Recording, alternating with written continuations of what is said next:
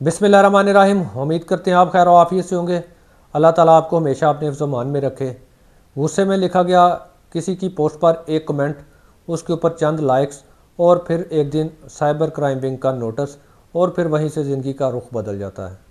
आज हम आपके साथ ये डिस्कस करने वाले हैं कि आप नफ़रत से, गुस्से से, बुग़्ज़ से, हसद से या किसी भी वजह से किसी की पोस्ट पर जब आप कोई नफ़रत अंगेज़ या कोई नेगेटिव कमेंट आप पोस्ट करते हैं तो उसके नतीजे में आपके लिए क्या क्या कानूनी परेशानियां पैदा होने वाली हैं और उसके नतीजे में आप जेल जा सकते हैं, आपके ऊपर एफआईआर हो सकती है।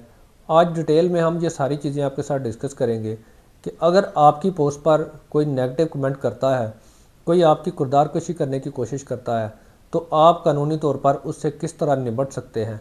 लेकिन इससे पहले अगर आप हमारे चैनल पर नए हैं तो हमारे चैनल को सब्सक्राइब जरूर कर लें ताकि इसी तरह की कारआमद और मालूमाती वीडियो बर वक्त आप तक पहुंचती रहे। गलत कमेंट्स के हवाले से किसी की पोस्ट पर जो मुतलका कानून डील करता है इस चीज़ को पीके एक्ट 2016 है, ये पाकिस्तान में नाफजुल अमल है। वो तमाम लोग जो किसी की किरदार कुशी करते हैं, सोशल मीडिया के हवाले से किसी की पोस्ट पर नेगेटिव कमेंट करते हैं, उसकी किरदार कशी करने की कोशिश करते हैं, उसको गाली वगैरह देते हैं या किसी भी तरह की बदतमीज़ी करते हैं, उन सब के ख़िलाफ़ आप पीका एक्ट 2016 के तहत एफआईआर दर्ज करवा सकते हैं। कुछ अर्सा पहले तक पंजाब पुलिस पीका एक्ट 2016 को डील करती थी, लेकिन मौजूदा जो अमेंडमेंट्स हुई हैं या मौजूदा जो हुकूमत ने एक तरतीब लगाई है उसके मुताबिक जो NCCIA है, ये तमाम अख्तियारात पीका के हवाले से जो हैं वो उसको दे दिए गए हैं। अब एफआईए का जो साइबर क्राइम विंग है वो इस पीका एक्ट 2016 को डील करता है। अगर आपके ख़िलाफ़ किसी ने इस तरह का कोई कमेंट वगैरह किया है तो आप उसके ख़िलाफ़ पीका एक्ट के तहत कार्रवाई कर सकते हैं। कार्रवाई करने के लिए आपको क्या तरीक़ाकार अख्तियार करना पड़ेगा और आपको कौन कौन सी चीज़ें रिक्वायर हैं, ये हम आगे वीडियो में आपको बताने वाले हैं। खुदा न खास्ता अगर आपके साथ कोई ऐसा मामला हो रहा है, कोई आपकी पोस्ट पर नेगेटिव कमेंट कर रहा है, आपको किरदार कुशी कर रहा है या आपको गालियाँ वगैरह देता है, तो आपने फ़ौरी तौर पर ऐसे तमाम कमेंट्स के स्क्रीनशॉट लेकर उनको महफूज कर लेना अपने पास। सबसे ज़रूरी और लाजमी बात ये होती है।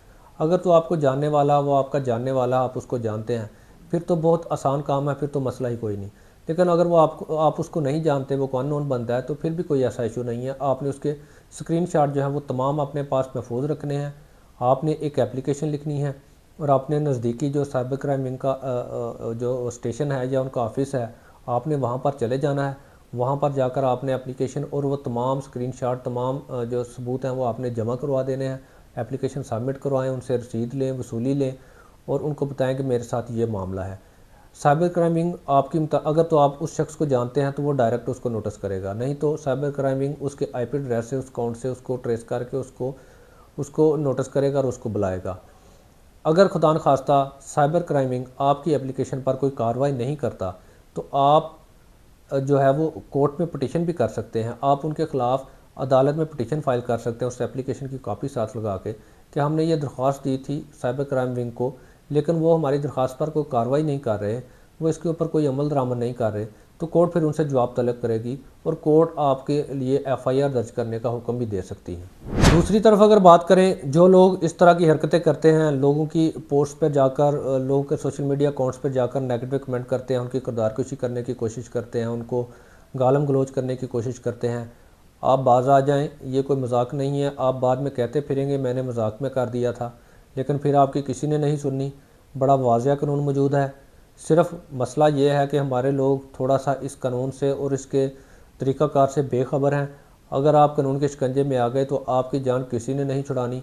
और ये एजेंसी का तरीक़ाकार रेगुलर पुलिस की तरह नहीं होता, बड़े पापड़ बेलना पड़ते हैं यहाँ से जान छुड़ाने के लिए, और आपको इसमें सज़ा, जुर्माना या दोनों चीज़ें भी हो सकती हैं।